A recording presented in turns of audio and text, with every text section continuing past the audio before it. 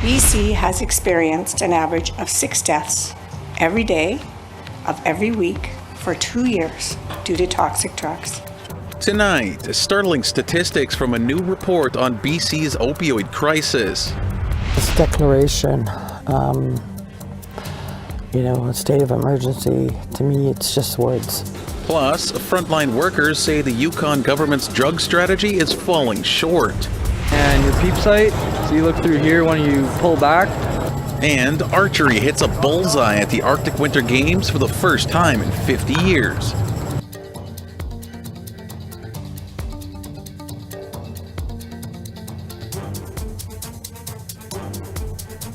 Good evening, Tansei Anin. Welcome to APTN National News. I'm Daryl Stranger. 5 RCMP officers in Prince George, BC are facing charges following the in-custody death of Dale Culver, a member of the Gitxsan-Wet'suwet'en Nations. Culver died while detained by police in July of 2017. His case was profiled by Lee Wilson in a 2017 APTN Investigates episode. 2 officers face manslaughter charges, and 3 are alleged to have attempted to obstruct justice following the arrest. In a written release, Culver's family says it has taken too long for the charges to be laid. His aunt Virginia Pierre wrote in part, "We cannot shake off the devastation until justice is done. We hurt each time we see police-involved deaths in the news. It happens way too much. Too many have died in the hands of the RCMP." And as they prepare for court proceedings, the family is planning to speak directly with media in the coming weeks. And it's been just over a year since the Yukon government declared a substance use health emergency. While the territory's health and social services minister says the declaration has been a positive step for Yukoners, some people with first-hand knowledge of Yukon's addictions crisis say they're not convinced. Here's Sarah Connors with that story. There's when he was a little boy. He used to have this dog called Bam Bam, and oh man, he loved Bam Bam. John Smarch has fond memories of his nephew, Travis Smarch. Travis was a citizen of the Carcross-Tagish First Nation. His uncle remembers him as a social and caring person who could easily make others laugh. He was always worried about the other guy, and sticking up for people and helping others. He was a good young man when he was alive. Smarch says, like many others in the Yukon, Travis struggled with addictions. The 27-year-old died in the first week of January in 2022 from a drug overdose. He was one of 8 people in the territory to die from illicit drug use during a 3-week span in January 2022. Today, I am declaring a substance use health emergency in the Yukon Territory. In response to the deaths, the Yukon government declared a substance use health emergency on January 20th, 2022. We've had a tremendous response with respect to our partners. There are many programs, enhancements of services that have happened over the last year. That includes the creation of a mobile paramedic unit at the Whitehorse Emergency Shelter focused on harm reduction, and renovating the territory's supervised consumption site to incorporate an inhalation hood. McPhee says almost 2,000 people visited the site in 2022, up from 77 people in 2021. It's an opportunity for people to use drugs in a safe way, and the inhalation hood has increased the number of people that go there. We've had almost 2,000 people. This declaration, a state of emergency, to me, it's just words. They're just blank words. Karen Niklu is a Nacho-Nayakdun First Nation citizen and a recovering addict and alcoholic. She works with street people at the Whitehorse Emergency Shelter. In October 2022, Yukon government handed over responsibility of the shelter to the Council of Yukon First Nations and nonprofit organization Connective. Yukon government continues to provide funding to the shelter. The shelter is still the shelter. It's the place where people go to use. The people where they go to drink, like... Niklu wants to see stricter rules at the shelter, easier access to funding, and safe spaces for people living in communities. She says she won't believe things have improved in the territory until those changes happen. They say it over and over again, the government, we're meeting them where they're at, but they're not. They're keeping them where they're at.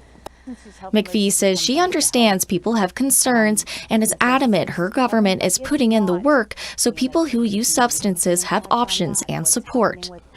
I think the numbers indicate that there has been a positive change. Is it enough? No. Will it ever be enough?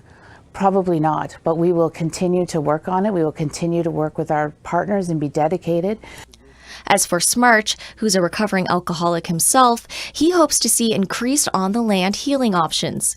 It's something Yukon government is working on with its First Nations partners. But I do think there is people who are trying and who are trying to get the programming out to people, the people who need it. He hopes by sharing his nephew's story, others will be inspired to reach out for help if they need it. I'm always hoping and praying that we can do a lot more for our people and for others who are struggling. Sarah Connors, APTN National News, Whitehorse. BC's chief coroner just released some grim statistics regarding the devastating impact the opioid crisis has had. APTN's Tina House has this story. Since the opioid epidemic was announced in 2016, 11,000 people have lost their lives from the toxic drug supply that has devastated communities across BC. BC has experienced an average of 6 deaths every day of every week for 2 years due to toxic drugs, and these deaths were preventable. LaPointe says men between 30 to 59 years old made up 70% of those deaths. Provincially, from November 2021 to October 22, deaths due to drug toxicity came second only to cancers in terms of potential years of life lost in our province. And the average age of someone dying from drug toxicity was 44 years old. These are population characteristics, but we all know, of course, that these numbers represent people who were loved, who were valued, and who are now greatly missed. Some had been experiencing problematic substance use for a number of years. Others used substances occasionally. Some sought opioids. Others believed they had purchased stimulants and died unaware that what they purchased on the illicit market contained fentanyl. And one of those victims was sports journalist Jason Botchford, who accidentally overdosed at the age of 48 years old in 2019, leaving behind his wife Catherine to raise their 3 young children alone. His secret became my secret, which became this harboring shame that I carried for a year. I was so fearful that people would judge him and tear down his legacy. I was fearful that people would judge me for not knowing. And even worse, I feared people would treat my children's loss of their father as insignificant because of how he died. Dr. Nell Wyman is the acting Chief Medical Health Officer for the First Nations Health Authority. First Nations people continued to be overrepresented in the harms and fatal consequences of toxic drug poisonings. Although First Nations people represent only 3.2% of the provincial population, they accounted for just over 15% of all toxic drug deaths in the province in both 2021 and the first half of 2022. First Nations people are dying at over 5 times the rate of other BC residents. Also in the First Nations data, First Nations women are disproportionately impacted. During the first half of 2022, First Nations women died at 8.8 times the rate of other BC female residents. BC Premier David Eby says his government is prepared to do whatever they can to stop the crisis. He just decriminalized possession of small amounts of heavy drugs. All parties focus on an evidence-based approach around drug policy because when you talk to parents who have lost a kid who thought they were taking some kind of a party drug at an event and ended up taking fentanyl and dying, you understand how serious this issue is and how it crosses partisan lines and how we all need to work on solutions. For Catherine Botchford, who has been left to pick up the pieces after her loss, says that eliminating the stigma is crucial. We all have a responsibility to change the narrative on substance use and the stigma associated with it. I stand here today to tell my story with hopes it will give courage to others to start their conversation about addiction and substance use, and perhaps through those conversations it will lead to a healthier alternative. Tina House, APTN National News, Vancouver. Waste not, want not. That's the motto of a new Hydro-Quebec and Atikamekw agreement. The Atikamekw community of Opitziwan will begin to use sawmill waste to power its community. Right now, Opitziwan is powered by diesel. The community, about 600 kilometers north of Montreal, is now in partnership with Hydro-Quebec. Their band council plans to build an off-grid forest biomass cogeneration plant that will convert tree waste into energy by 2026. Onimiskyo Opitziwan is the working group leading the project. Vice President Yvonne Rock Awashish says the plant will lower CO2 emissions by 325 tons over 25 years.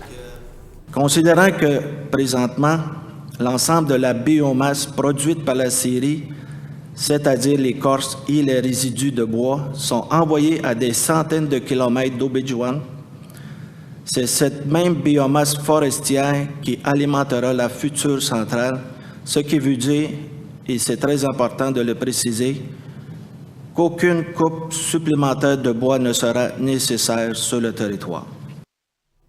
All right, it's time to step aside for a quick break, find out what happened at the Arctic Winter Games today when we come back.